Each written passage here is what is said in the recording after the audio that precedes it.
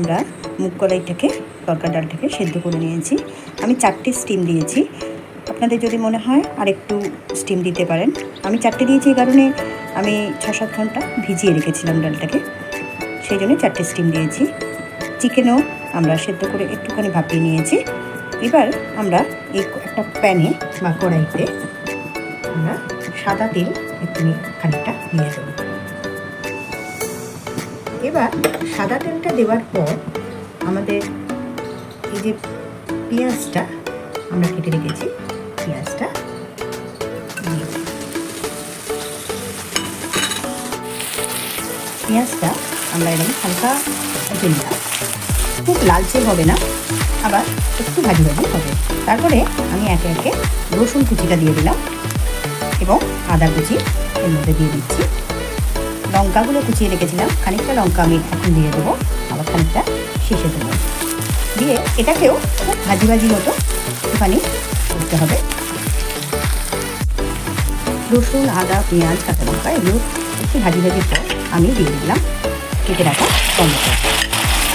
এবার টমেটোটাকে দিয়ে এখন ভাজা করবো। মাথাটাকে নাড়িয়ে নিয়ে তাদের উপরে আমি যে ডিমটা রেখেছিলাম সেটা দিয়ে দিলাম।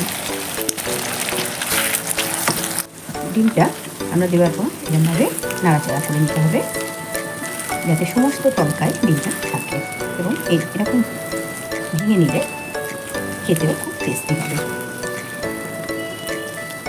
এরপরে আমি নুন দিয়ে দেবো। নুনটা একটু বুঝে দেবো, কারণ সেদ্ধ করার সময় খানিকটা নুন দিয়েছি, এটা আপনাদের নিজস্ব স্বাদ অনুযায়ী দেবেন। আমি দিলাম আর চিনিও দিয়ে দিলাম। দিয়ে আবারও আমরা এটাকে নাড়াচাড়া করছি। করার পর চিকেনগুলো যেগুলো সেদ্ধ করে রেখেছিলাম সেই চিকেনগুলো আমি দিয়ে দিচ্ছি। এবারে আমরা একটু ভাজি ভাজি করে নেবো। খানিকটা ভাজা ভাজা হওয়ার পর আমি সামান্য একটু হলুদ দিয়ে দিলাম আর লঙ্কা গুঁড়ো খুবই সামান্য দিলাম। আপনারা যেরকম ঝাল খাবেন সেই অনুযায়ী দিয়ে দিলাম। আবার একটু মিশিয়ে নিলাম। মিশিয়ে নেওয়ার পর এবার আমি যে সেদ্ধ করে রেখেছি তরকার ডালটা এবার দিয়ে দেবো। ডালটাকে আমি ভালো করে মিশিয়ে নিয়েছি। সামান্য একটু জল দিয়ে দেবো যাতে মশলাটা ভালো করে ফোটে। ডালটাকে ভালো করে মিশিয়ে নিয়েছি। এরপরে আমাদের প্রায় রেডি হয়ে এসছে তরকা। আপনাদের সঙ্গে একটা জিনিস শেয়ার করতে আমি ভুলে গেছি, সেটা হচ্ছে কসুরি মেথি। ওটা যদি খুব দেন খুব সুন্দর ফ্লেভার একটা আসে। আমি এটা লাস্টে দিয়ে দেবো, কেউ ফোড়নেও দিতে পারেন। এরপরে আমি ধনে পাতা দিয়ে দেবো, দিয়ে আবার একটু নাড়াচাড়া করে নিলাম। তরকা মশলা হাত দিয়ে সেদ্ধ করেছিলাম আর খানিকটা মশলা আমি এখানে দিয়ে দেবো। আবারও ভালো করে আমরা মিশিয়ে নেবো জিনিসটাকে। এরপর আমরা ভালো করে নাড়িয়ে দেওয়ার পর আমাদের রেডি হয়ে যাচ্ছে এগ চিকেন তরকা।